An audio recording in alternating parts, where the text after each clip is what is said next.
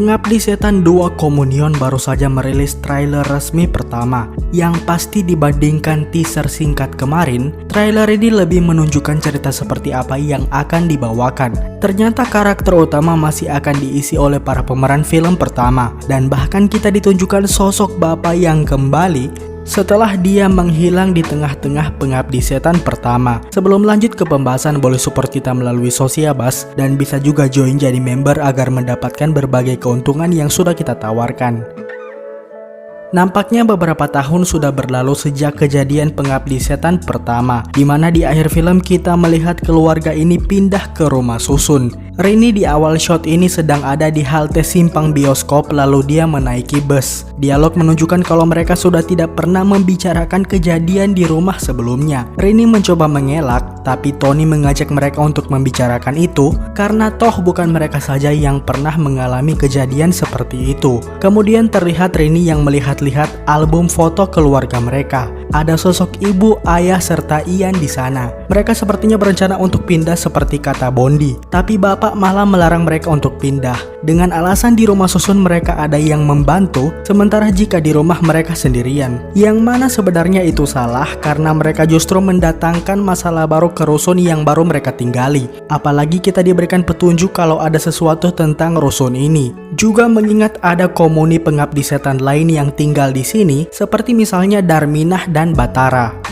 Logo Rapi Film ditunjukkan, tapi ini sepertinya adalah logo lama mereka, dimana itu cocok dengan setting Pengabdi Setan yang mengambil latar waktu klasik. Ternyata bapak kembali ke keluarga ini di saat mereka pindah ke rumah susun.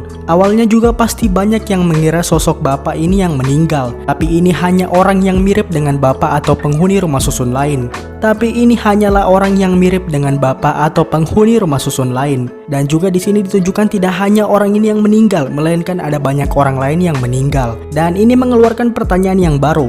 Apakah bapak akan menghilang lagi atau dia akan benar-benar mati di suatu titik di cerita? Di halte yang bernama Pencerahan, karakter Budiman teman ibu mau naik bus. Disebutkan tujuannya pergi ke utara, tepatnya ke sebuah rusun dengan nama yang tidak jelas terdengar.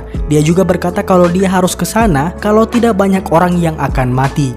Kita bisa melihat reaksi supir bis yang mengonfirmasi kembali tujuan Budiman. Bisa jadi rusun ini memang terkenal berbahaya, atau mungkin memang alasannya jauh saja jaraknya. Dan bagi para penggemar film Joko Anwar, khususnya film Kala, pasti langsung menyadari nama utara. Sekalian di film Gundala ada daerah yang bernama Tenggarai yang cukup misterius. Memang Joko Anwar dikenal suka memberi nama tempat dengan arah mata angin, jika tempat tersebut memang penting bagi cerita filmnya. Budiman seperti berada di suatu kantor yang mungkin adalah tempat dia bekerja. Tapi yang menarik, dia melihat ke sebuah kertas dan di sana ada gambar kuda Nil. Kuda Nil bahasa Inggrisnya horsey. Sementara jika kata itu dimainkan, maka kita bisa menyusun kata horsase di sana. Horsase merupakan tempat atau perkumpulan di film Pintu Terlarang, film Joko Anwar yang lain, di mana di sana orang-orang bisa menonton video-video penyiksaan manusia mirip dengan deep web yang kita kenal di internet sekarang. Lalu diberi petunjuk kalau ada sesuatu dengan tas atau koper yang selalu bapak bawa. Sekaligus tentu itu berhubungan dengan pekerjaan bapak. Ada teori kalau bapak ini bekerja di Horsase. Bukti kuatnya bisa dilihat ketika dia sedang menonton semacam TV. Dan jika itu dibenarkan, maka dikonfirmasi Joko Anwar Cinematic Universe benar adanya, yang mengaitkan film-film seperti Kala, Pintu Terlarang, Pengabdi Setan, dan bahkan Gundala. Karena kita tahu karakter Sancaka atau Gundala juga tinggal di rumah susun, seperti keluarga milik Rini. Dan ada sosok Pak Ustadz yang baru lagi hadir di film kedua ini. Tanda-tandanya sih Pak Ustadz yang satu ini akan mengalami nasib yang sama dengan Pak Ustadz di film yang pertama. Ada momen Tony mengotak-atik sebuah radio.